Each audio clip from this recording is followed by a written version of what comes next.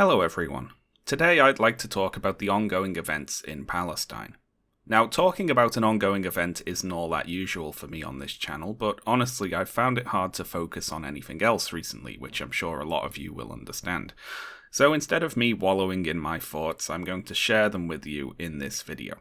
I can remember the exact point when I started to really think about the Israel-Palestine conflict. It was seeing this picture taken in 2014 by Middle East correspondent Alan Sorensen. In it, a group of Israeli civilians can be seen on a hilltop overlooking the Gaza Strip. They'd brought chairs to watch as the Israeli military bombed Gaza as part of Operation Protective Edge, and they were clapping when the bomb blasts were heard. This is behaviour that was documented by the New York Times, ABC, The Guardian, and other news organisations. Before this point, I had a very naive and simplistic view of the Israel-Palestine issue. I thought I understood it as a conflict between two religious peoples who had competing claims for the same area of land and occasionally killed one another over it. But I also understood that for some reason, Israel was supposed to be the good guys, the morally superior ones, allies of the West in the Middle East. I didn't know why that was supposed to be true, I just knew that that is what my government and other governments in the West were predominantly saying. Now, seeing this picture put a crack in that impression. I knew that civilians were dying in those bombings, and these people were clapping and cheering for it. The asymmetry of people on one side of a border being slaughtered while people on the other side of the border threw a party to watch it happen was unbelievable to me. And even though I was very uninformed on the particular conflict going on at the time, or the wider history of the region in general, I thought, obviously, that's not right, is it? That can't be right, in any circumstance, to do what those people are doing. Now, the obvious shallow response to this is to point to a time when a group of Muslim civilians in the Middle East have cheered on some terror attack on the West, or something like that, and say, see, they do it too, so this is no different. Which on the one hand is a very childish rejoinder, as them doing it too would not get you off the hook for doing it, but also, it is different, isn't it? It's very different, because I'm not being asked to support that. My government isn't saying that's good.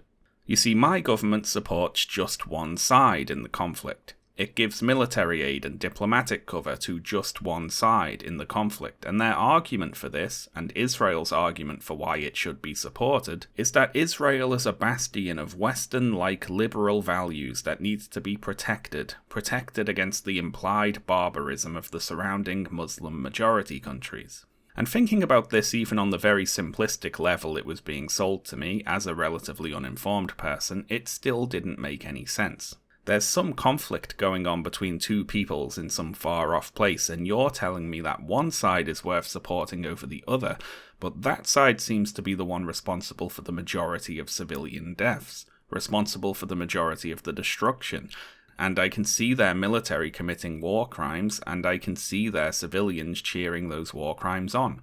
If I'm expected to support Israel because of some superior values it supposedly holds, it has not been acting the part, has it? You can't claim moral superiority when asking for support, but then moral equivalence to excuse your crimes. My understanding of the conflict evolved as I've seen in the news and online several more rounds of violence play out in Palestine. I've been absolutely furious several times in the past few years, for instance when Israel targeted civilian areas with airstrikes in 2021, including attacking the officers of the Palestine Children's Relief Fund, a children's medical charity who I was raising money for at the time. The PCRF organises free medical care for children, and Israel's military hit them with an airstrike. Also infuriating was the assassination of Shireen Abu Akleh in 2022, a prominent Palestinian-American journalist for Al Jazeera who was intentionally shot and murdered by an Israeli Defense Forces sniper. And that murder really is beyond dispute, as investigations have conclusively proven that was a targeted killing of someone clearly marked as a member of the press. She was deliberately shot in the head.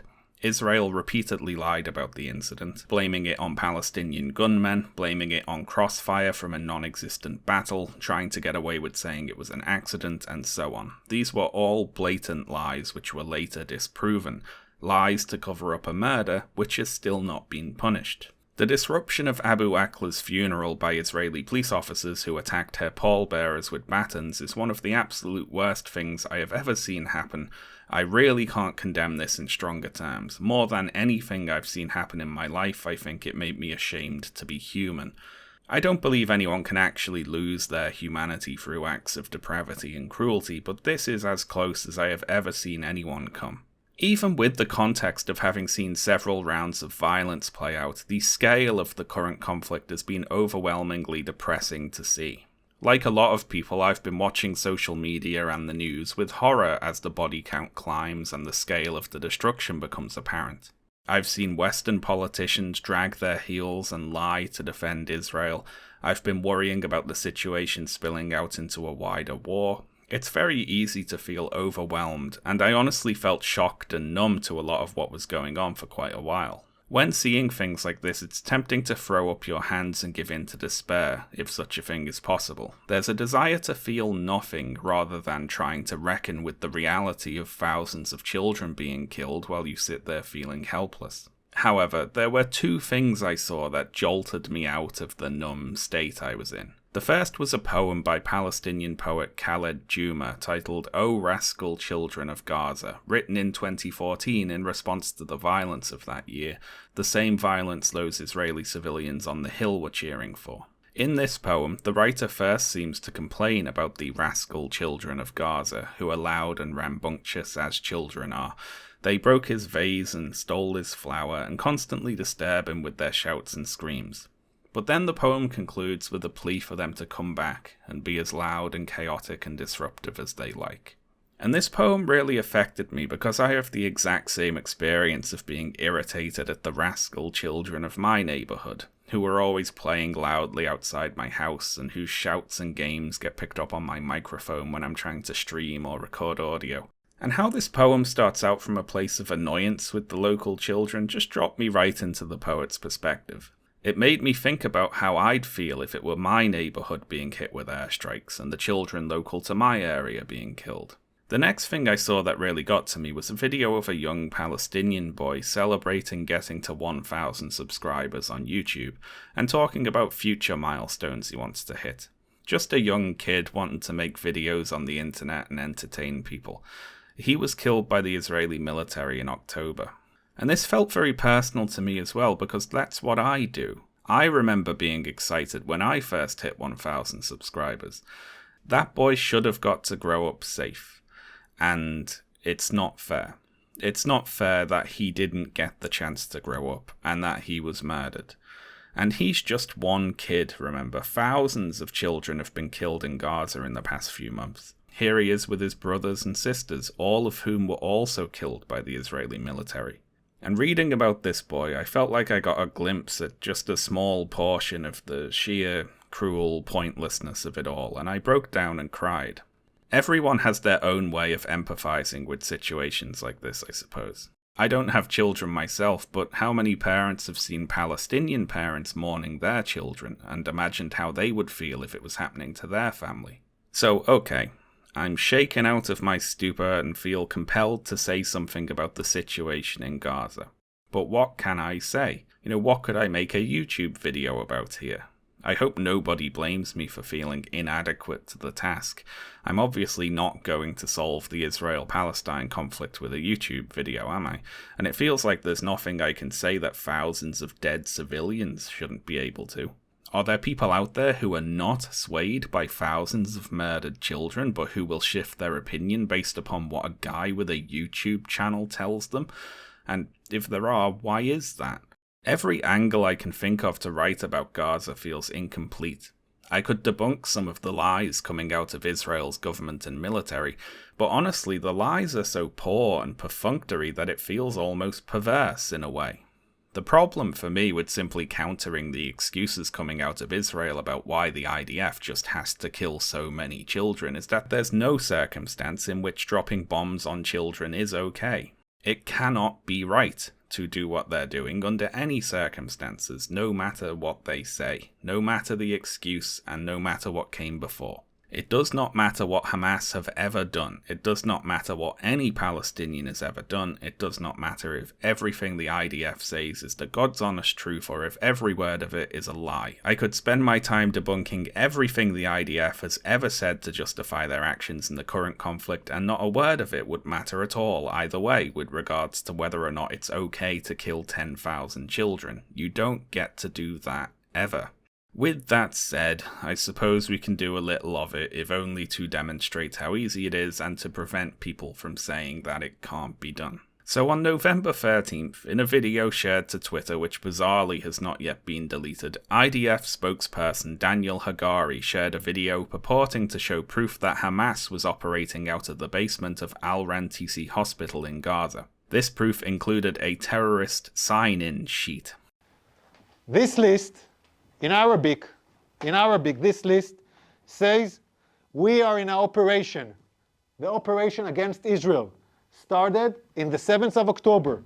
This is a Guardian list where every terrorist writes his name and every terrorist has his own shift. Now, as people who can read Arabic were very quick to point out, this is not a list of terrorist signatures written by terrorists clocking in for their terror shifts. This is a wall calendar, and the words written in the boxes are the days of the week. I particularly like this outraged tweet from author Aviva Klompus, who reposts the lie in the video before saying, "Every name on this list is a dead man walking." Yeah, good luck with that. Next, also in November, Israel's official Arabic Twitter account shared a video of someone claiming to be a nurse inside Al-Shifa Hospital in Gaza, accusing Hamas of stealing fuel and medical supplies, and she also encouraged residents of the area to flee. Ya Allah, I can't believe I'm doing this, but the world has to know what Hamas is making here. They're taking over the entire hospital. They're taking over the fuel, the medicine. Now, Arabic speakers familiar with accents of the region were quick to point out that the person in the video does not sound like a Palestinian. But obviously I'm not able to verify that independently. I do not speak Arabic, but there are a few other things in the video we can notice that are a little strange. Firstly, she claims Hamas stole the fuel, but the lights in the hospital are still on. Her coat, mask and gloves are immaculately clean for an overcrowded hospital in a war zone. She's wearing differently coloured clothes and gloves and has a differently coloured stethoscope to medical staff in other videos shot in the hospital. She has blue gloves, whereas they all have white coloured ones. She has a red stethoscope, while they all have dark coloured ones. She's ostensibly speaking to a Palestinian audience, but she's doing so in English. She doesn't react at all to the loud explosion sounds in the background and speaks fluently over them. Nothing in the room moves or rattles in response to the loud explosion sounds. All of the loud explosion sounds sound exactly the same, as if it is actually just one sound file that has been added multiple times in editing, something which later audio analysis confirmed to be true. Here, they're taking over the entire hospital. I had without morphine. Because run away. Don't stay here. None of the thousands of other people present in the hospital at the time can be heard in the background. Even though she has a face mask, she chooses to show her face, which I cannot imagine she would do if she was actually snitching on terrorists operating in the same hospital she works in. And this last one is just a personal opinion, of course, but her acting is shite. And she seems unused to wearing a hijab also. She keeps fiddling with it awkwardly, but that's just a possibility, that one. Anyway, all of that is moot because after this video came out, of course people just asked the staff at Al-Shifa Hospital if they knew who she was, and they said no, we have no idea who that is. So that's that anyway. Fake news. Next, on November 9th, the Arab media spokesperson for the Israeli Prime Minister's office, a chap called Ophir Gendelman, tweeted a video claiming to show Palestinians in Gaza faking their injuries for propaganda purposes. Gendelman says the Palestinians are fooling the international media and public opinion. Don't fall for it. See for yourselves how they fake injuries and evacuating injured civilians all in front of the cameras. And if we watch that video, we do see an incident that appears to have been staged for the cameras. We can see people being directed how to move as if they are actors. We can see a makeup artist applying makeup to a child. and that child later posing happily for the camera while covered in fake blood. So what's going on here then? Have we uncovered some insidious Palestinian plot to fool world opinion by faking videos of injured children? No, this is a film set. This is a behind-the-scenes video from the set of a Lebanese short film. It seems staged because it is, and they seem like actors because they are, because it's a movie. The cynicism of this one is really quite something. Someone who was aware they were lying the whole time, remember, took the behind-the-scenes footage from a film set and falsely claimed it to be currently happening in Gaza, in order to make people think Palestinian children injured by the IDF are actors faking their injuries, which is just pure evil. Now, there's more to report on than we have time for here. There's the 3D animation of the huge Bond villain tunnel network apparently under Al-Shifa Hospital, which completely failed to materialize after the IDF gained access to the hospital. There's the clearly faked audio intercepts of bumbling terrorists admitting to whatever the IDF is accusing them of that day. This is all pointless, remember, with regards to whether it's okay to murder children anyway. I have to say that because to simply make a top 10 IDF lies debunked video would be to take one side in an argument which I do not believe should even be occurring. Regardless of what the IDF says, what it is doing, the whole thing, is wrong. The frustrating thing is that I want to believe that we should know this by now. We being humans in general, I guess. This argument should not be happening. One of the main things I've been feeling is that these events feel out of time. The retaliatory punishment of civilians, the targeting and destruction of civilian infrastructure, the sheer extent of intentional civilian deaths and injuries, and the justifications we see offered for all of this, they seem like things that should only be read about in history books. I've read in history books about some of the atrocities committed by colonial empires against the people they were colonizing, and what was done and how it was justified will seem very familiar to anyone looking at the current situation in Palestine. This sort of thing should not be happening now. The rhetoric used to excuse it is extremely out of date. We know this is wrong, and yet it is still happening, right? Governments that profess to know that this is wrong are nevertheless supporting, funding, and arming it. Certain liberals who claim to support freedom and equality for all are sitting on the fence and refusing to call this what it is. So why is that? There is a worrying tendency to attempt to hide behind some claimed complexity of the history, as if it's simply too difficult to understand without a PhD in the history of the region, and thus who can really say if it's okay for the IDF to blow up all these children today? Maybe there's some justification lurking in the very complicated history, who knows? This is just cowardice you hear from people who don't want to admit that they're not living up to the values they would like to think they hold. They'll condemn atrocities, but only in retrospect, once the bodies are buried and the historical consensus is already formed. The history of Israel and Palestine is complicated in one sense, in that a lot of things have happened, but morally the situation is not complex at all, and in fact the more you learn about the history of the region, the less morally complex things become. The history of World War II is complicated, the history of human slavery is complicated, but the acts of genocide and slavery are not morally complex at all, and so it is with Israel and Palestine. I'm going to talk a little about the history of Israel and Palestine now, just to give some background to current events, but I would highly advise that you read The 100 Years' War on Palestine by Rashid Khalidi if you would like a more in-depth history from a Palestinian perspective. So, okay, if we're going to talk about the history of Israel and Palestine, first we need to talk about Zionism. Zionism, just reading the Wikipedia description for brevity here, please nobody tell H. Bomber Guy, is a nationalist movement that emerged in the 19th century to enable the establishment of a homeland for the Jewish people in Palestine. The father of modern political Zionism was Theodor Herzl, an Austro-Hungarian journalist and political activist who was of the opinion that Jewish people needed to establish their own state, as he believed anti-Jewish sentiment would prevent Jewish assimilation into other states. Early Zionism encompassed a broader range of positions than you see expressed today. Where should this Jewish state be, and how should it be established?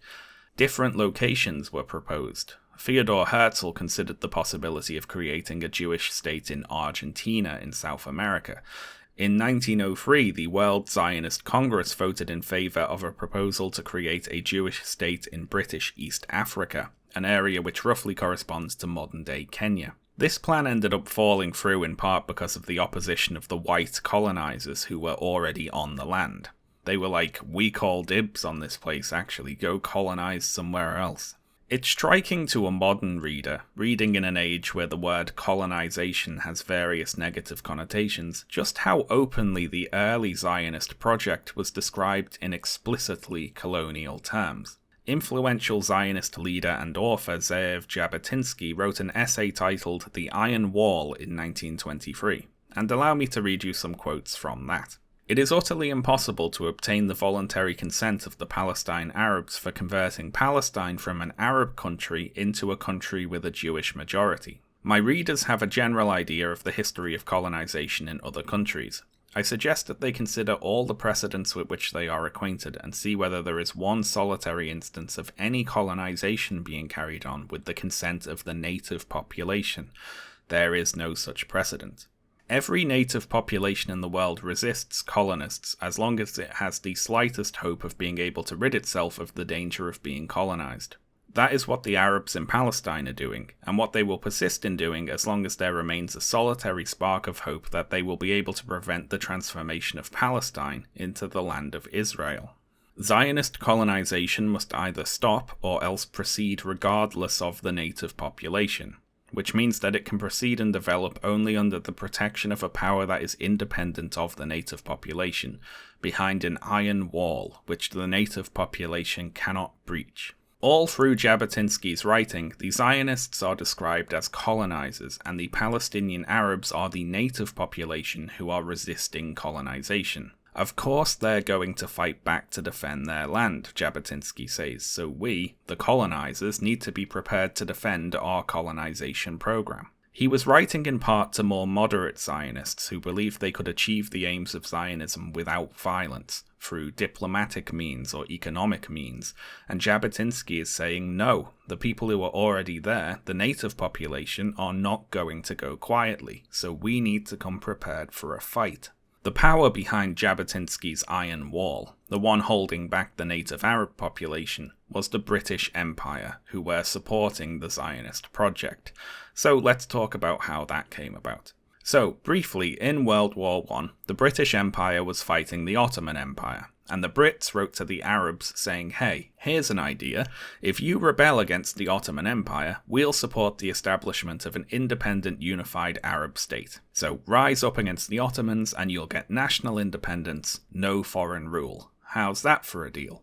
The Arabs did just that and initiated the Arab Revolt, speeding along the defeat of the Ottoman Empire. But, twist, the British had already signed a secret agreement with France detailing how they were going to split up and rule the territories of the Ottoman Empire after its fall. They lied to the Arabs, essentially. National independence? No. Foreign rule. So the French occupied Syria and Lebanon, and the British occupied Transjordan, Mesopotamia, and Palestine. These occupations were issued as League of Nations mandates.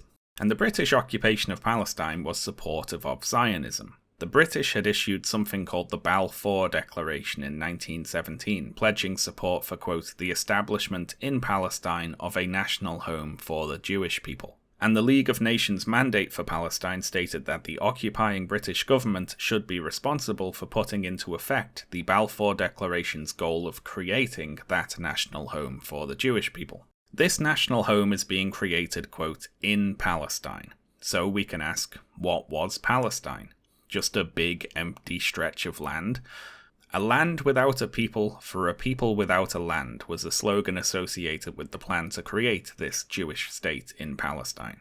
You've got people who want a country, and look there, an empty country, how handy. The problem, of course, with this phrase is the land without a people part, because there were hundreds of thousands of Palestinian Arabs living on the land, and they had done so for generations. There were Jewish people in Palestine, but before the British occupation of Palestine, Jewish people made up approximately 6% of the total population. So the plan is to create a Jewish state with a Jewish national identity in an area where the vast majority of people are not Jewish. It's not a huge stretch of the imagination to foresee some problems with implementing this plan.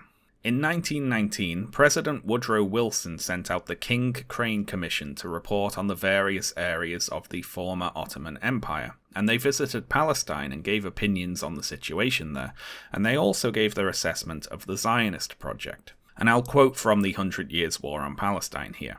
Told by representatives of the Zionist movement that it looked forward to a practically complete dispossession of the present non-Jewish inhabitants of Palestine in the course of turning Palestine into a Jewish state, the commissioners reported that none of the military experts they consulted believed the Zionist program could be carried out except by force of arms, and all considered that a force of not less than 50,000 soldiers would be required to execute this program. In the end, it took the British more than double that number of troops to prevail over the Palestinians in 1936 through 39. In a cover letter to Wilson, the commissioners presciently warned that if the American government decided to support the establishment of a Jewish state in Palestine, they're committing the American people to the use of force in that area, since only by force can a Jewish state in Palestine be established or maintained. The commission thereby accurately predicted the course of the subsequent century. So the Americans were wary about backing Zionism, correctly foreseeing that it would require a state of perpetual violence to enforce, but the British decided to back the Zionists for a few reasons. One was to attempt to enlist the support of Jewish people in the then still ongoing First World War. But for another reason, we can turn to Arthur James Balfour, the UK's Foreign Secretary, the person who declared the Balfour Declaration. So okay, since this Arthur James Balfour is supporting the creation of a national home for Jewish people, we can assume he is positively disposed towards Jewish people, right?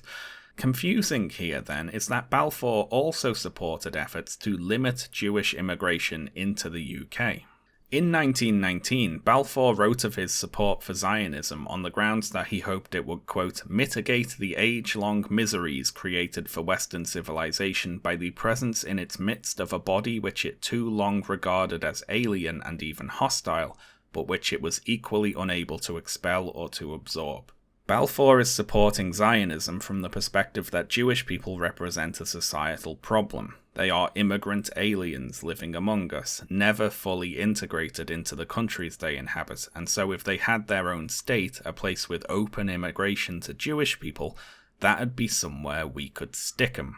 Seen from this perspective, Zionist Israel was something like a rug to sweep the so-called Jewish problem under. Now, Balfour also writes about what he believes would be the benefits for Jewish people, to be fair, escaping very real persecution and discrimination and so on, but underpinning the whole endeavour is the idea that Jewish people are just too different to be integrated into the countries they inhabit. They're a problem that needs to be solved. This same justification is why today you'll see people all the way to the far right of the political spectrum, including open racists who hate Jewish people, professing support for Israel. Which might seem confusing at first glance, but it's because Israel to them represents a place for Jewish people to go away. That's half of it anyway. The other half is that Israel acts as precedent for the sort of ethno-nationalist states they would like to create. So anyway, what did the Arab majority think about the Balfour Declaration and British support for Zionism? Well, to make a long story short, they reacted as if they'd been told, hey, you know your land that you've lived on for generations, the land that we implied we'd back your national claim to if you fought the Ottomans? Well, about that, we're actually giving it to someone else, so they can have a country on it, where they'll have national rights, but you won't. So, how do you feel about that? And the Arabs responded, of course, as the King Crane commissioners predicted, by fighting for their land. Now, I'm not going to go through the whole history year by year until we get to the modern day, as there's simply too much to get into. There's the 1936-39 Arab revolt against the British occupying government, which the British suppressed. The 1948 war as the British Empire withdrew from the area, leading to the establishment of Israel as a state and what is known as the Nakba, the catastrophe, which I will read a summary of actually. The central facts of the Nakba during the 1948 Palestine War are not disputed. Approximately 750,000 Palestinians, over 80% of the population in what would become Israel, were expelled or fled from their homes and became refugees in neighbouring states. Cities and hundreds of towns and villages were destroyed or depopulated. Thousands of Palestinians were killed in dozens of massacres. And I feel this answers one of our questions today, by the way. Why does Israel's violence and rhetoric seem out of time? And the answer is because it is out of time. Israel was developed as a British colony and created in an act of colonial violence. Its foundational ideology is explicitly colonial. Israel as it currently exists is a colonial state in the modern day. When you see Zionists talking about Palestinians in a dehumanizing way and think, blimey, that sounds like something you'd read a racist colonizer say about the native population in a history book, it's because it is like that. That is just what it is. Over the following decades, Israel gained a new superpower backer in the United States, who found themselves falling into the trap they'd warned themselves against back in 1919. There were a series of conflicts with Israel's national neighbours. Remember all those Palestinian refugees who were forced to flee to neighbouring states? Well, they didn't just disappear. In 1982, Israel invaded Lebanon to attack the PLO, the Palestinian Liberation Organization. And after occupying Lebanon's capital, the Israeli Defense Forces oversaw the Sabra and Shatila massacre, where between 700 and 3,500 civilians were murdered, many of them Palestinian refugees in a refugee camp. There is one other event I would like to mention here, the 1994 Cave of the Patriarchs massacre. So, on the 25th of February of that year, a far-right Zionist man from Brooklyn, as in Brooklyn, New York, United States, called Baruch Goldstein went into a mosque in the Palestinian West Bank and opened fire on the Muslim worshippers inside with an assault rifle, killing 29 people, including children as young as 12. He was then beaten to death, which is the only good thing that happened there that day.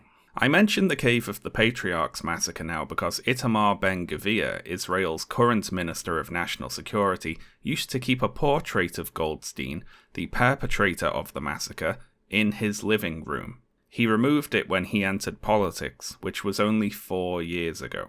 I'm not going to list off the countless other massacres, assassinations, invasions, displacements, and so on that Israel has carried out in order to defend its colonial project.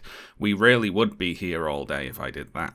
And the Zionist response to every one of those crimes would be to say, well, we only did that because the Palestinians did this to us. To which the Palestinians could say, well, we only did that because you did this to us, and so on and so forth. This is the loop of violence and counter-violence that certain people would like to pretend is the whole history. But no, the violence and counter-violence have a source, which is the ethnic cleansing of Palestine. That ethnic cleansing is rooted in an ideology of inequality, the ideology behind Zionism and colonialism, the idea that different groups of people should be subject to different rights, and should be treated as if they are inherently different. When trying to solve the Israel-Palestine conflict, far too much focus is put on what the Palestinians would have to accept, whereas it's often taken for granted that Israel will continue to be run by colonial Zionist supremacists, and no peaceful solution is ever going to work if that's the case. Colonial Zionists aren't going to accept half of the land they want to colonize being given to the Palestinians as some sort of two-state solution. They don't want the Palestinians to have official statehood, full membership in the UN and things like that, because it would make them much harder to ethnically cleanse, which is the goal.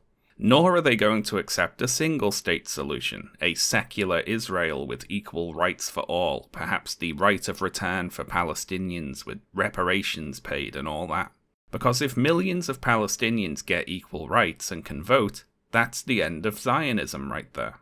The Zionists currently in control of Israel do not want either of these solutions. What we have right now is a single state, an apartheid state.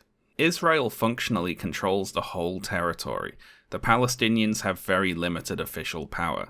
Israel has them blockaded in Gaza. They can't move freely. They don't control their own trade or borders or airspace. If they march peacefully for their rights, as they did weekly in 2018-19, the IDF shoots them. in the thousands. There's a point to be made about the inevitability of violent resistance in these sorts of situations. Those who make peaceful revolution impossible will make violent revolution inevitable, so said JFK. If you deny a people their rights and you strike down all non-violent methods for them to attain those rights, what is left are the violent methods. Now, statements about the inevitability of the violence that arises in these situations are often misconstrued as support for the violence itself, but that couldn't be further from the truth. If someone douses themselves in gasoline and then strikes a match, I can tell you what's going to happen, but that doesn't mean I think it's good. I think it's a tragedy, actually. But pointing out that you go on fire if you take those actions is not a celebration of you going on fire. It's a warning against taking those actions. Enforcing an apartheid state takes violence, necessarily, and so invites violent reaction, necessarily. Of course, Zionists would say that attacks like those perpetrated by Hamas on October 7th of last year necessarily invite violent reaction themselves, but this is the old pretending history is just a cycle of violence and counter-violence dodge again. It is not. The violence has a root, and it's the violence Israel is using to enforce an apartheid state. Imagine Bill punches Tom because Tom punched Bill because Bill punched Tom, and so on and so forth. A cycle of violence. If you weren't around to see the start of this chain of violence, it's impossible to decipher who's the instigator and so who is at fault. This is what some people would like you to think the Israel-Palestine conflict is. But now imagine that same cycle of violence, only Tom broke into Bill's house and chained him to a radiator first. And then Bill hits Tom, who hits Bill, who hits Tom, and so on. And the situation is different now, because even though it's the same cycle of violence, only one party has the power to end it non-violently. And Israel holds that power with regards to the situation in Gaza. Also, the United States, as Israel's principal backer, has power with regards to that situation, via the enormous leverage it holds over Israel. Or could hold over Israel if it chose to. The Palestinians in Gaza could not, tomorrow, decide to peacefully bring an end to the apartheid state they live in, but the Zionists in Israel could, and that's the difference. It's not very likely, but they could. They have the majority of the power, and so they bear a majority of the responsibility. Hamas's attack on October 7th was in its scale and deadliness an enormous embarrassment for Israel's government and military. It made the IDF look utterly incompetent and exposed Benjamin Netanyahu, Israel's prime minister, as a reckless, arrogant fraud, as if that needed any more doing. Netanyahu's strategy was, as he himself has said, to bolster Hamas to keep the Palestinians in Gaza divided from the Palestinian Authority in the West Bank, with Hamas's militarism and frequent rocket attacks fired at Israel used as a pretext for avoiding peace talks. Netanyahu claimed an ability to control the height of the flames in Gaza, casting himself as a master manipulator who could manage Hamas and prevent them from doing any real damage. And then, of course, on October 7th, his ability to control the situation was exposed as an illusion. The enormous destruction in Gaza we've seen in the last few months is in part a desperate attempt to re-establish legitimacy and project an appearance of strength.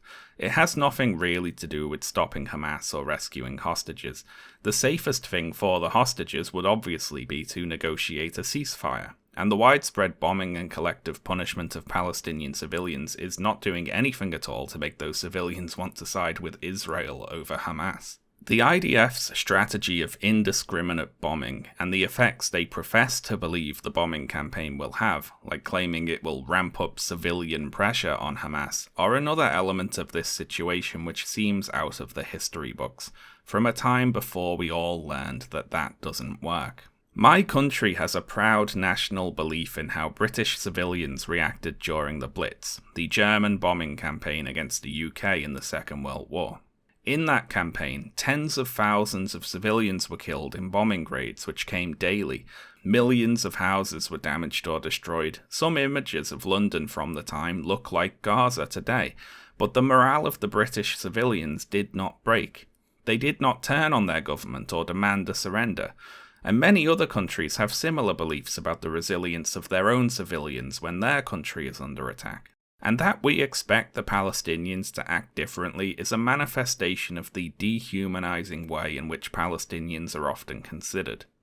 They're not expected to act the same way we do, as if when they're bombed they'll just panic and scatter like animals who heard a loud noise. And this dehumanizing attitude manifests in another way. First, even if we imagine the colonial Zionist plan to annex all current Palestinian-held territory somehow succeeded, countries bordering Israel will then be filled with millions more displaced Palestinian refugees, who would be rightfully and justifiably pissed off about being kicked out of their homes, and the fighting will continue. A Palestinian diaspora will not dissipate any more than a Jewish one would. This is one of the fundamental contradictions of Zionism, that Zionists hold some historic or religious right to the land based on who was there thousands of years ago, but the Palestinian population we kick out today will just go and become Lebanese or Egyptian or whatever and completely forget their heritage. This only makes sense if you believe the Palestinians are some different manner of creature to you, some lower order of humans who do not act in the same way. But this isn't the case, of course. And so long as Israel is run by colonial Zionists who view Palestinians in this dehumanizing way, the fate of Israel will be eternal conflict with its neighbours. Which some extremist Zionists would be quite happy about, it should be pointed out. There is a movement within Zionism that argues Israel needs to expand its borders.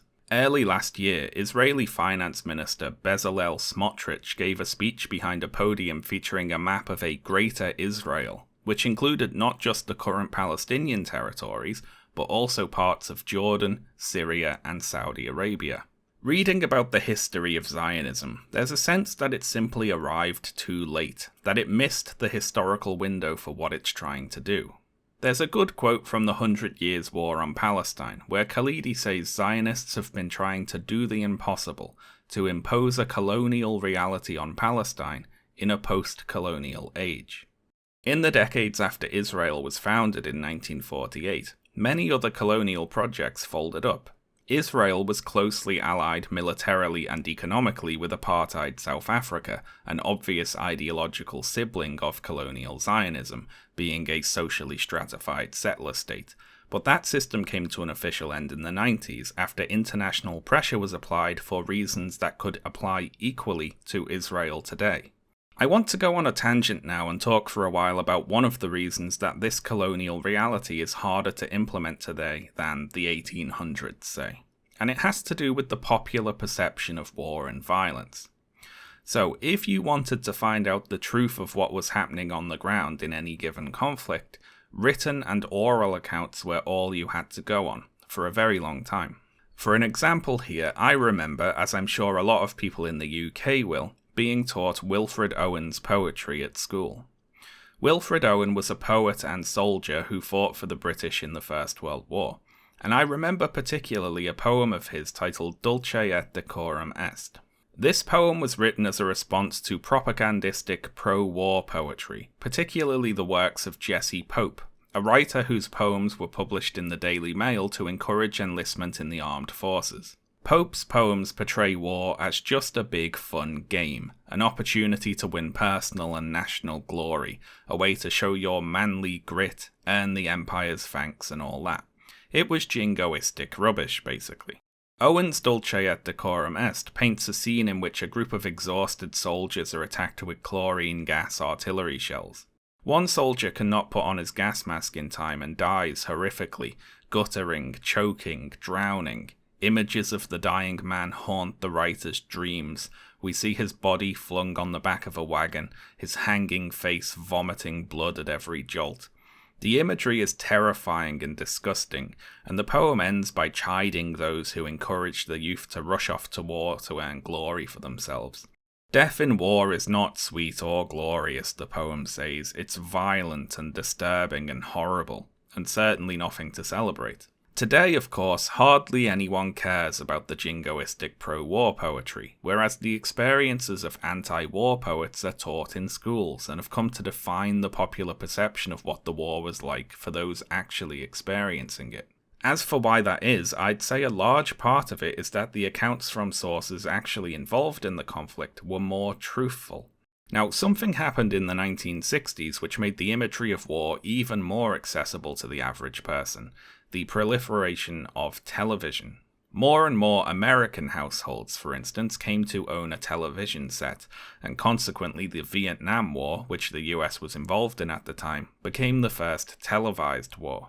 Now, one result of this is that a media that had previously relied on government press releases and reports could now bypass official channels and just show people footage of what was actually happening. Citizens could now, from inside their own homes, see images and videos that demonstrated the brutality of war, bombings, executions, atrocities, and so on. This access to the imagery of the horror and violence of war, along with what was often a large disparity between what they were seeing and what their government officials were telling them was going on, correlates with a strong shift in public opinion away from support for the war. It is harder to drum up support for a war when people can see the violent results of that war. And we're seeing something similar happening today.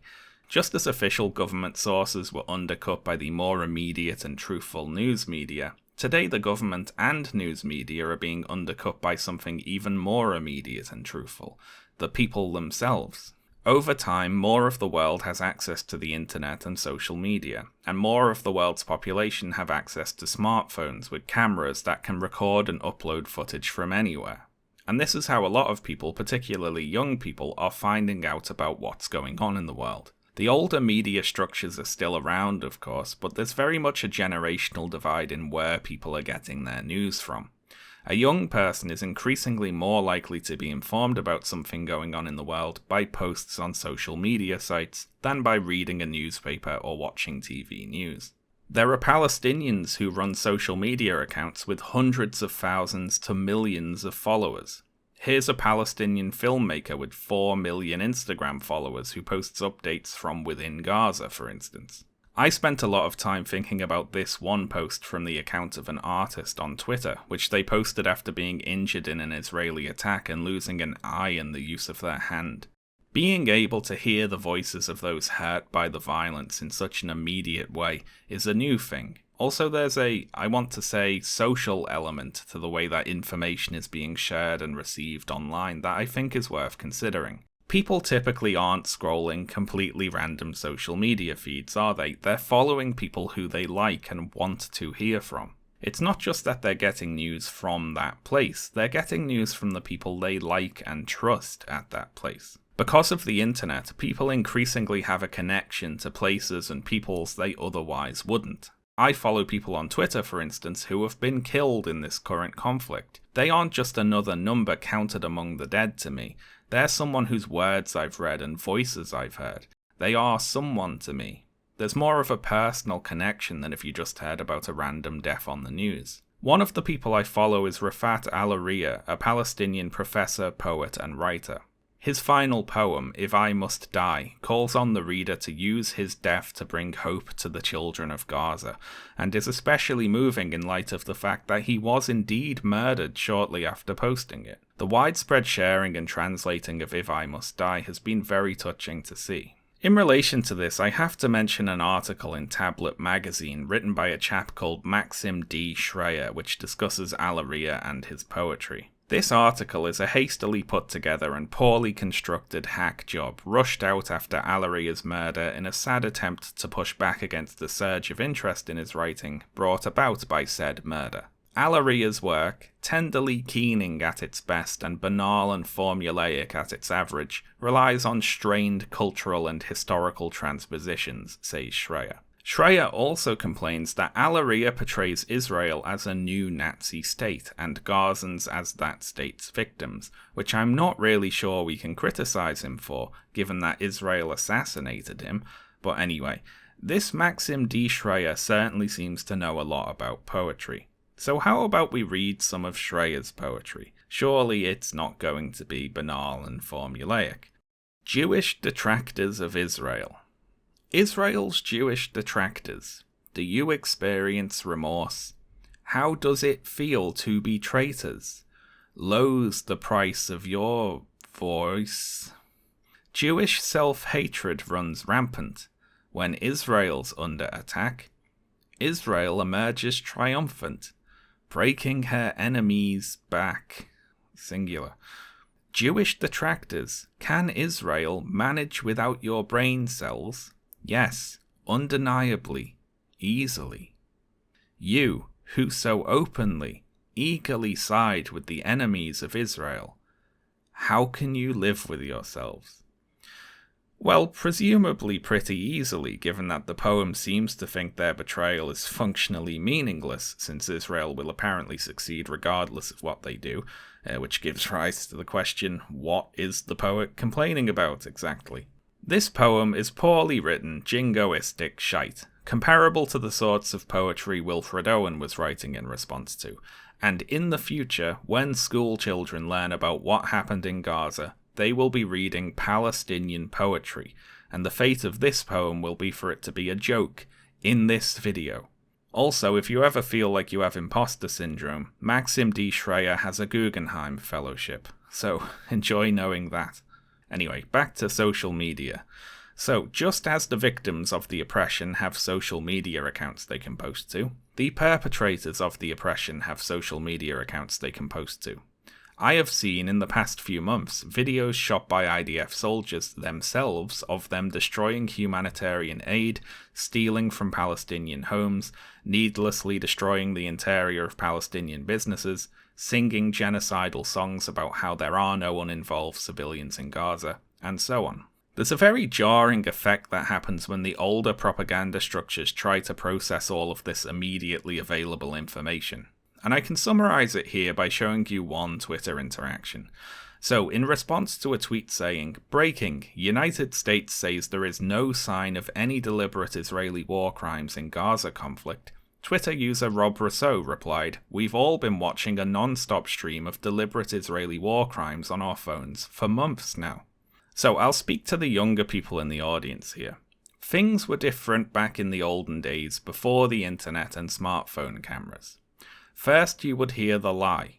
That hospital we attacked is actually a secret terrorist bunker, or whatever. And then later, you would find out the truth, that it was just a hospital after all. Or you wouldn't find out the truth, and you'd just go on believing the lie. Now, this order of things made sense. Like, temporal sense. It could be outrageous and infuriating if you later discovered that your government or media or military had been lying to you, but there was less of a sense of personal culpability in the matter, because after all, you're just some civilian. How are you supposed to personally verify what you're being told is happening in some war across the globe? But now, things are different. Now the hospital has a Twitter page, the doctors are giving live streaming interviews among the bodies, the staff are filming themselves being shot at, you can see the terrified patients without medical supplies in overcrowded, unsanitary conditions. All the violence and terror of it is streaming out live as it happens. On social media, you'll see Israel supporting Western politicians saying they have seen no evidence of Israeli war crimes, right next to videos of Israeli soldiers using Palestinian civilians as human shields, which is a war crime. Because if the IDF decide to use a Palestinian civilian as a human shield, there's someone in a building nearby filming it with a smartphone now, because of course there is. The whole thing is just absurd and maddening. That human shield thing happened in the West Bank, by the way. Let me just run through why that's important very quickly. The current Palestinian territories are the Gaza Strip and the West Bank. Now, Hamas does not control the West Bank. Israel's excuse for its war crimes and excessive violence in Gaza, that it is trying to stop Hamas, does not apply in the West Bank. But Israel still commits war crimes there. Last year, even before Hamas's attack in October, Israeli forces had killed more than 200 Palestinians in the West Bank alone. In June, the IDF were carrying out airstrikes against a refugee camp in the West Bank. This is just the daily reality for Palestinians. Anyway, one other thing we have now that we never used to have is automatic translation software integrated into social media.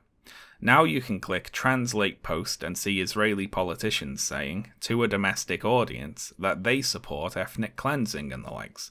What would previously have been hidden or downplayed or excused or softened in translation for an international audience is just out there for all to see. There's no comforting, plausible deniability anymore, because we know what's going on. We often know ahead of the news hitting the mainstream media. We often know before the politicians have even had a chance to lie to us about it. We know before the dust settles and investigations into war crimes start, or don't, and we still have to watch it all slowly play out the same as if we didn't know. It used to be said that a lie can get around the world before the truth can get its boots on, but today we're often seeing the opposite happen. The truth is arriving before the lies. If you look at the coverage and international reaction to the horrors unfolding in Gaza and feel like you're living in some sort of bizarro world, I think this is a big part of why. The older power structures just can't keep up with the internet. Now, you might be tempted to fall into despair with how little that seems to matter. You know, even if you do know the truth, the system seemingly just keeps on as it was, even if it has to deny reality. The United States wants a power base in the Middle East, a belligerent state it can sell arms to project power from, and so on, and it wants that more than it cares about the lives of Palestinian people. So Israel gets all the arms and diplomatic cover it wants. It's incredibly depressing. But one important thing to point out here is that the United States is willing to tell Israel to get lost, and do things that Israel does not want the United States to do. Israel does not like it when the United States deals favourably with or sells arms to their regional enemies, for instance. One reason it's important to point this out is that there's a bigoted anti-Semitic conspiracy theory that the United States backs Israel only because of some nefarious Jewish plot to infiltrate and control the government, but that just isn't borne out in reality.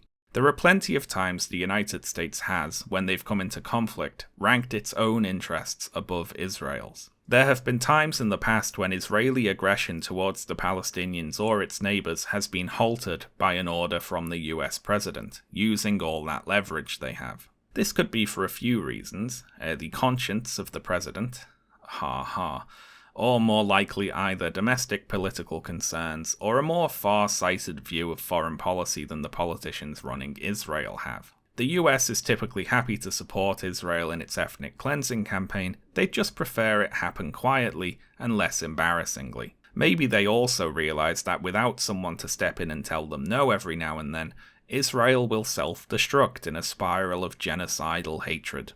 Unfortunately, Joe Biden is one of the worst people on the planet to be the American president right at this moment, with his seemingly infinite patience for spirals of genocidal hatred and his inability to remember things. Back in the 80s, when even Republican President Ronald Reagan ordered Israel to stop bombing Lebanon, a younger Joe Biden reportedly said he would go even further than Israel, even to the point of stating he supported killing women and children. Biden's position was so extreme that even the then Israeli Prime Minister distanced himself from Biden's comments. So, okay, the situation is bleak and depressing, the death toll is climbing, social media feeds and news media are filled with images of war crimes and murders and atrocities, and the person most able to leverage an immediate end to all of this is not doing so. So, what comes next? Well, I honestly don't know. I can't see the future. So I'm gonna go on a tangent here and tell you about a feeling that I have. The Ones Who Walk Away from Omelas is a 1973 short work of philosophical fiction by American writer Ursula K. Le Guin. The story paints a scene for the reader. It's a splendid summer festival taking place in Omelas, a utopian city bright-towered by the sea. Omelas is presented as a place of incredible happiness and celebration. The people are joyous and content. There is no war or crime or poverty or inequality. It is as perfect a society as you can imagine, and the reader is urged by the narrator of the work to make edits to their own imaginary Omelas if they feel it warrants it. If the citizens of Omelas seem too prim and proper for your tastes, you're encouraged to imagine some sex and drugs in there if that's what you want. If you want them to have modern or even future technology, you're free to imagine that. The narrator offers their opinions on what they think Omelas is like, but it is only an opinion. For the piece to work to its intended effect, the reader needs to believe that Omelas is a utopia, whatever that means for them. The Omelas you end up imagining is thus a collaborative effort on behalf of the writer and the reader. After introducing Omelus and its people in all their splendour and happiness, the narrator goes on to describe one more thing about the city, its singular sin. By some magical contract or other, the abundance and beauty and joy of Omelus requires that one child of the city be kept in a state of miserable isolation and poverty. In a cellar under one of the buildings of the city, a single child is kept alone, filthy, starving, and ignored. And the terms of whatever contract brought this about are so strict that even a single word or act of kindness towards the child would break the utopian spell on the city. This fact about their society, we are told, is explained to the children of Omelus when they seem capable of understanding. They are taken to see the child and are invariably shocked and sickened at the sight. And I quote, "They feel anger, outrage, impotence despite all the explanations. They would like to do something for the child, but there is nothing they can do. If the child were brought up into the sunlight out of that vile place, if it were cleaned and fed and comforted, that would be a good thing indeed. But if it were done in that day and hour, all the prosperity and beauty and delight of Omelus would wither and be destroyed. Those are the terms." The Ones Who Walk Away from Omelus is more of a philosophical exercise than a traditional story. What if all the suffering and inequality of a society was borne by a single individual? What if a society's underclass was reduced to just one person? Could you still live there, happily, knowing that your happiness comes at the expense of another who is suffering? Could you accept those terms? After we're told about the young people of Omelus feeling great anger and sadness upon finding out about the child, we're told how they rationalize it. And to quote again, "But as time goes on, they begin to realize that even if the child could be released, it would not get much good of its freedom. A little vague pleasure of warmth and food, no real doubt, but little more. It's too degraded and imbecile to know any real joy. It's been afraid too long to ever be free of fear. Its habits are too uncouth for it to respond to humane treatment. Indeed, after so long it would probably be wretched without walls about it to protect it, and darkness for its eyes, and its own excrement to sit in. Their tears at the bitter injustice dry when they begin to perceive the terrible justice of reality, and to accept it." This is obviously similar to how a lot of people rationalize the poverty and suffering of the real world. There is suffering, but there's nothing we can really do about it. That's just how the world is. We might not like it, but what can we do? They probably wouldn't be able to appreciate living better anyway. Poverty is what they know. All that rubbish. But we're told one last thing about Omelus, and it's that sometimes individual citizens of Omelus do not accept it, they cannot rationalize it, and they leave. These are the titular Ones Who Walk Away from Omelus. Sometimes a citizen of Omelus, after seeing the child, will fall silent and leave home. To quote the conclusion of the story, "Each alone, they go west or north towards the mountains. They go on. They leave Omelus, they walk ahead into the darkness, and they do not come back. The place they go towards is a place even less imaginable to most of us than the City of Happiness. I cannot describe it at all. It's possible that it does not exist, but they seem to know where they're going, the Ones Who Walk Away from Omelus." I think about this piece of writing lately for a few reasons.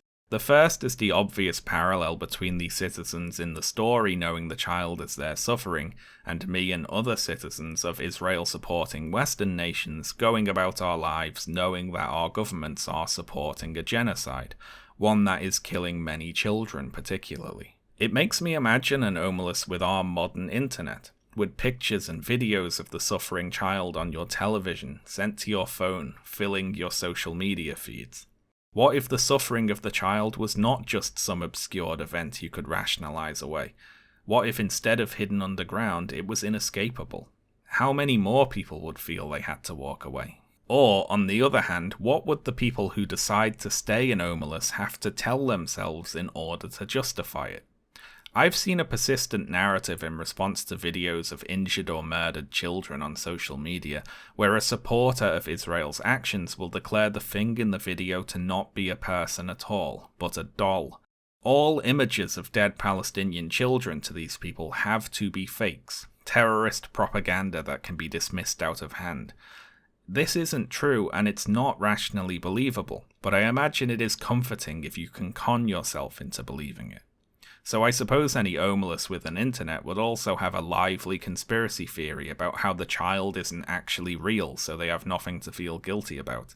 The other reason I've been thinking about this story lately is the open and ambiguous ending. We don't know where the ones who walk away from Omelas are going, or what they're going to do when they get there. They leave, we can suppose, because they cannot accept the inequality of the society in which they live. Living in Omelas, considering themselves to be Omelan, Omelonian or whatever, means accepting the inequality of that society. When someone decides they cannot accept it, they cease to be of that place. Now obviously, people who live in our societies are not literally walking away to live in the mountains or something, but there still is that disconnection. The feeling you've been cut off in some way by how you cannot accept what is going on. There's a friction between seeing the leaders of your nation act in narrow, selfish, short-sighted, cruel ways, and a growing sense of global empathy, I suppose, which is being enabled by technology. When I see the leaders of the political parties in my country falling over themselves to excuse and aid genocide, I feel disgusted. I feel no allegiance to any society led by them, and I'd trade the whole lot of them for the life of one Palestinian child. I wonder to what degree national cohesion relies on an assumption that the citizens of one nation will side with that nation over others when they come into conflict, and how much of that was assured only because the other people were far away and their suffering could not be witnessed easily. An in-group out-group bias is harder to utilize if people can see the out-group suffering and start sympathizing with them. Where I have felt sympathy here is for the victims of colonial Zionism, the people hurt by the violence it requires to maintain, of course, but also the people hurt by the inevitable reactions to that violence. Where I've felt a sense of connection or identity, it isn't national, racial, or religious. It's moral, I suppose. I feel a shared sense of connection with everyone else who is outraged by the horrific violence being carried out in Gaza. Those are my people, regardless of where they are, or what they look like, or what language they're speaking. The case made by the oppressors in the specific context we've been talking about today is that Muslims or Arabs are all violent terrorists, a bloodthirsty mob of barbarians who will behead you or blow you up the first time you drop your guard. When I see an IDF graphic declaring X amount of, quote, terrorists killed, where they obviously arrived at that number by simply assuming everyone they killed was a terrorist, it makes me wonder how many times in history the size of an enemy military force was arrived at by simply counting the bodies afterwards, civilian or not. Going along with these sorts of narratives requires you to accept a racist othering of groups of people. There are inherent enemies, you have to believe, people who are born bad because of their race or religion or whatever, and so discriminating against them is not only right, it makes good sense. In relation to that, I want to start to close out today by thinking about a question I've seen asked and have been asked myself as well, and it's this. Jewish people have, many times in history, been subject to that sort of racist othering. They've been portrayed as inherently untrustworthy outsiders who subvert society to their own ends, blamed for a whole variety of societal ills which were not their fault, and been subject to the worst sorts of racial discrimination and oppression. So how is it that Israel, the self-proclaimed Jewish state, is now the one perpetrating many of those same crimes? How can they be forcing Palestinians off their lands and creating an international diaspora of refugees? How can they be carrying out against the Palestinians many of the same crimes that Nazi Germany carried out against Jewish people? And I have two answers for questions like this, and the first is quite simple. Zionism is not synonymous with Jewishness, and in fact there is a long history of Zionist anti-Semitism. Not all Jewish people are Zionists, and not all Zionists are Jews. One of the most striking images I've seen from this recent conflict is a video of the Israeli police attacking ultra-Orthodox Jewish residents of Jerusalem. Many ultra-Orthodox Jews are anti-Zionist for various reasons. The police in this video were allegedly called in to take down Palestinian flags in the neighborhood. This is how the Zionist state treats Jewish people who step out of line. And stories like this have been all too common. An Israeli teacher was put into solitary confinement for criticizing the Israeli military on social media. The Israeli police cracked down hard on anti-war protests in Israel. The editor-in-chief of the Jerusalem Post writes articles about how anti-Zionist Jews are not representative of the Jewish community and are only technically, but not really Jewish. We need to view them as lost to our people and treat them as such, he says. Even protests organized by anti-war Jewish groups in other countries often get dismissed as anti-Semitic. Also, as an example of just how far Zionist anti-Semitic rhetoric can go, let me tell you about Itzik Zarka, an activist for Benjamin Netanyahu's political party, pictured here embracing Netanyahu. Last year, Zarka was caught on video shouting at protesters, quote, "Ashkenazim, whores, may you burn in hell," referring to Jews of Eastern European origin. "I am proud of the 6 million that were burned. I wish that another 6 million will be burned," Zarka said at the time, referencing the Holocaust. So yes, it really does go that far. There are two groups of people who try to equate Zionism with Jewishness. One are far-right racists, opportunistic anti-Semitic bigots who capitalize on the unpopularity of what Israel is doing by pointing and saying, "See, that's what the Jewish state is doing, so that's what the Jews are like." The other group are Zionists themselves, who want to lay sole claim to what Jewishness is and who lash out violently at Jewish anti-Zionists. There is even a Zionist tendency to look down upon Holocaust survivors and their descendants. Israeli tech blogger Hillel Fuld displayed this in a recent Twitter post where he says, "The weak Jew who was led to the gas chambers, that Jew was left behind, and now there's a new Jew. This new Jew has F-16 fighter jets and Merkava tanks." This assumption that the people killed in the Holocaust were killed because they were weak, and because the ones who killed them were strong, is just absurdly offensive, and mirrors the Nazi rationale for their mass killings, that they were purifying society by killing off its weaker parts. One post from the Zionist organization Jewbelong called descendants of Holocaust survivors sanctimonious for calling for a ceasefire. It also says, "I want the goddamn hostages back," as if that idea is in opposition to a ceasefire, when it is in fact the lack of a ceasefire which is endangering the hostages. Hamas recently offered to return all the hostages they have in exchange for a ceasefire and Israel releasing Palestinians it's holding in prison. Netanyahu rejected the offer, which angered the families of the hostages understandably. A ceasefire and the hostages being released come hand in hand. They are the same idea, they are not opposed. Whereas on the other hand, the IDF have shown that they are a danger to the people they are ostensibly trying to rescue. Even if hostages are dropped right into their lap unarmed and waving white flags, the IDF still might shoot them. So that's the first answer to the question of how the so-called Jewish state could commit such horrible crimes anyway. Zionism and Jewishness are not at all synonymous, and in fact, Zionism is often anti-Semitic. But there's another answer to this question, and it starts with asking a further question. Why do we expect atrocity to be a teacher in the first place? And more than that, a good teacher.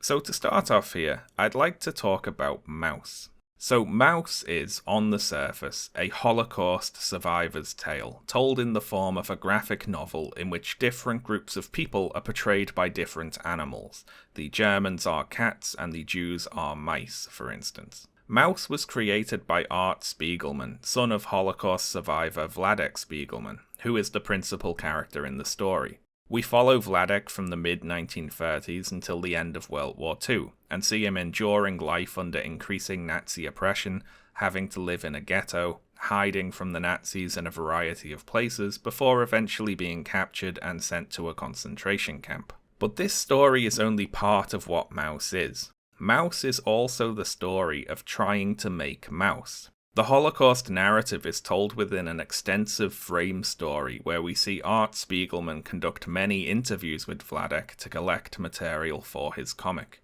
The creator is a character in his own work, and we see him struggle with his fraught relationship with Vladek, who can be cold and distant, as well as his difficult relationship with the memory of his mother, who died by suicide in 1968.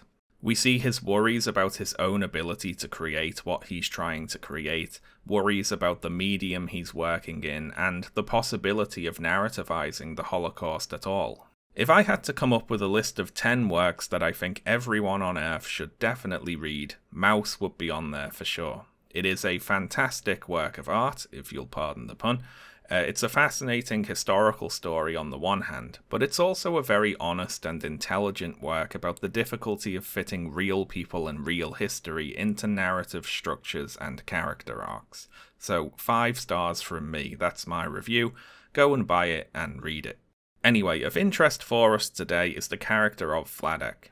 Vladek is smart and resourceful, but also short-tempered, stubborn, self-centered, and frustratingly miserly. Miserly in a way that the in-comic version of Art Spiegelman finds uncomfortably close to the racist stereotype of the miserly Jew. And as a reader, there's an expectation that we're going to find out that his experiences during the war are what made him the way he is.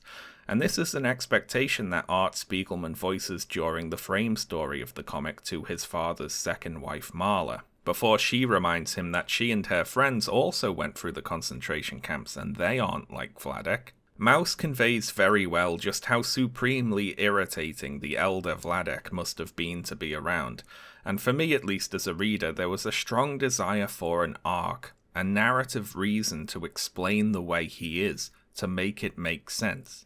Maus dashes these hopes wonderfully when it reveals that Vladek is also racist, in what to me is the most memorable part of the comic. So Art and his wife Francois are driving with Vladek in the car, and they pick up a hitchhiker who is black, something that outrages and terrifies Vladek, who assumes the hitchhiker must be a thief. Vladek's racism outrages Francois, who reacts angrily. How can you of all people be such a racist? You talk about blacks the way the Nazis talked about the Jews. Vladek dismisses this argument, saying you can't compare black people and Jewish people, and Francois gets nowhere when trying to argue with him. Now I find it especially interesting that Vladek's argument is not that you cannot compare him to a Nazi, but instead that you cannot compare the targets of his bigotry to the targets of the Nazis' bigotry. He doesn't deny that he's talking like a Nazi. His argument is simply that the Nazis' bigotry was unjustified, but his is justified. And the particular way that Vladek expresses his racism here, assuming that black people are thieves, is especially frustrating because as we see in Maus, Vladek is himself a thief.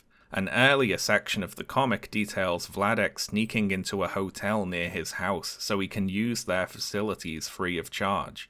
And he isn't poor or anything, he doesn't need to do this, he's just a cheap bastard. Now, on the one hand, Vladek's individual, hypocritical racial profiling of a black hitchhiker is a minor crime when compared with the totality of the Holocaust, and its millions killed and injured and dispossessed. Indeed, this section of the comic comes right after Vladek relates his lowest moments at the Dachau concentration camp, where he got so sick he couldn't stand up and thought he was going to die. But on the other hand, this interaction with the hitchhiker is in a sense the most horrifying moment in Maus, because Vladek was a direct witness to the crimes of the Holocaust. He experienced the bigotry, he saw the piles of bodies, he had the Holocaust done to him, and he still doesn't get that racism is wrong. He experienced the worst sorts of racial abuse and discrimination, and he didn't learn from it. He was made to suffer, but it didn't make him wiser. You don't get a silver lining to comfort you at the end of Maus. There's no moment that's like, well, at least this horrible atrocity taught that one guy a lesson or made him less of a bastard. No, Vladek, frustratingly and terribly, remains a bastard. The great horror here does not come from simply that Vladek is a bastard, by the way. It comes from the reader's desire for suffering to be a teacher. Maus acknowledges your need for narrative resolution and character growth, but then tells you to stuff it, because this isn't a story, it's the Holocaust. A typical Hollywood story would see the elder Vladek witnessing racial discrimination in the States, and then solemnly and wisely proclaiming it to be wrong based upon what he'd learned through his experiences in the war. But Vladek, the real Vladek, isn't the protagonist in a story. He doesn't have a character arc or a narrative. He's just some guy. And the Holocaust didn't make him a better person. And why should we expect it to? It was horrible. In an interview in MetaMouse, a book about the creation of Mouse, Art Spiegelman was asked about showing Vladek's racism in this section of the comic, and he replied in part that he wanted to convey that suffering doesn't make you better, it just makes you suffer. Now, if Mouse has one lesson to teach, it's this. If atrocity was a teacher by itself, we wouldn't still be killing each other, would we? We'd have packed all that in long ago. I don't like this lesson. Not because it isn't a good one, but because it frightens me. See, what I would like to believe is this, that the internationalism of the internet and social media will eventually fatally undermine all the nationalist rationales for war and oppression. That narrow and selfish national identities will eventually be cast off for new ones rooted in equality for all people everywhere. That over time, things such as what are currently happening in Gaza will become impossible because enough people will understand that people are people everywhere, irrespective of location or skin colour or language. That enough people will know that there's no master race, no supreme leader, no God's chosen people, no inherently superior or inferior groups of people at all. There's just people, and they're people wherever you go. I would like to believe that this situation is our inevitable future. Surely there must come a point when enough people will see enough atrocity and say, no more. This is what I would like to believe, anyway. But then in one section of Mouse, Art Spiegelman is talking to his therapist about his book, and the therapist, who is a Holocaust survivor himself, questions Art's admiration for his father having survived the Holocaust. Would it be not admirable to not survive, he asks. He laments how the victims are blamed for dying, and points out that the best people did not survive, nor were they the ones who were killed. It was random. Any Zionists who consider the Jewish people killed by the Holocaust to be weak still need to learn this lesson. Anyway, then he sighs and says, I'm not talking about your book now, but look at how many books have already been written about the Holocaust. What's the point? People haven't changed. Maybe they need a newer, bigger Holocaust. Anytime some new tragic story comes out of Gaza, or the death count is updated to some new high, my instinct is to think, well, surely now people must see. That was so horrible that they must get it now. And then I think of this scene from Mouse, where the therapist laments that even the horrors of the Holocaust didn't change people. And that frightens me, honestly. It makes me think that the future I want isn't inevitable. Maybe it won't happen at all, and I don't like that much. I don't like not being sure that the future will be better, but I still want to believe it can be. I started this video today by talking about an image that stuck with me. Those Israeli civilians on the hill watching Palestinians be bombed for entertainment. And the main reason it stuck with me is because it's not possibly justifiable.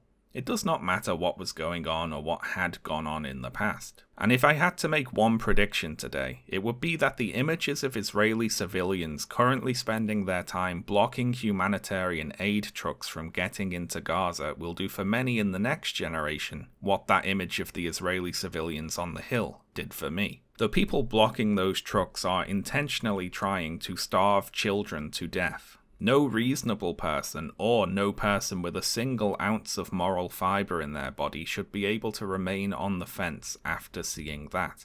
Anyway, in the short term, assuming the worst case scenarios are avoided, when a ceasefire finally arrives, Gaza will need to be rebuilt. Now, I have previously raised money for the Palestine Children's Relief Fund, an organisation which provides medical care for children in Gaza, and the founder of the PCRF has recently launched a new organisation called Heal Palestine, which aims to provide not just healthcare, but also educational support, mentorship, and humanitarian aid.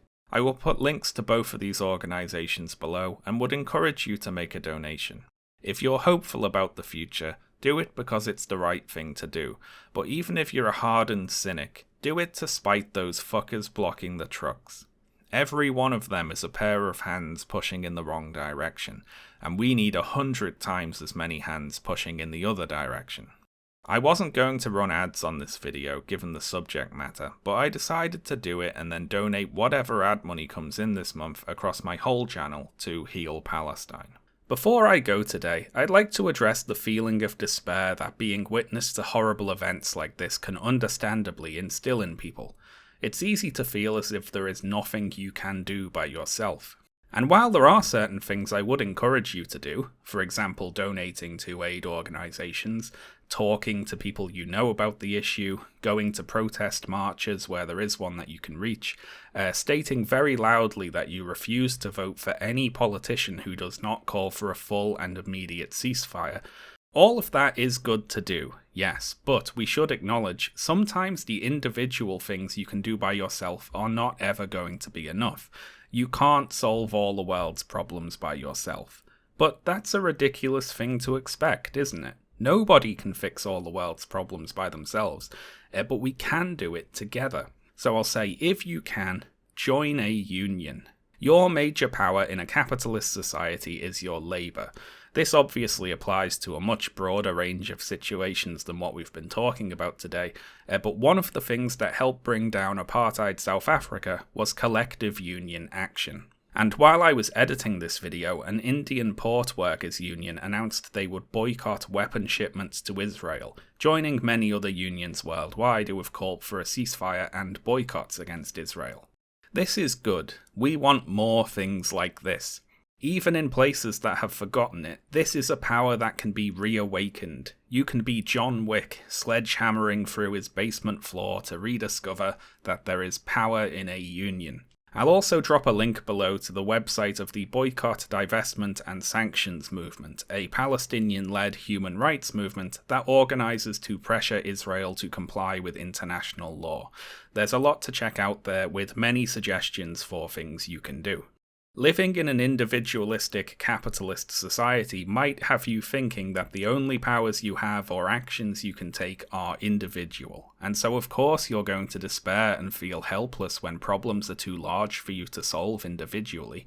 But the big problems can be solved if we do it together. So every time you start to feel that despair, think instead about how to get organised. Thanks a lot for watching today, folks, and thanks as always to all of my backers over on Patreon, some of whom should be scrolling by right now. Backers get early access to all my videos, as well as a smug feeling of satisfaction watching me overrun my project deadlines. I originally thought this video was going to be half an hour long and be out at least 2 months ago, if you can believe it. So if you'd also like to watch me delude myself, there's a link to my Patreon below. Right, thanks a lot for watching today, folks. I'll see you next time.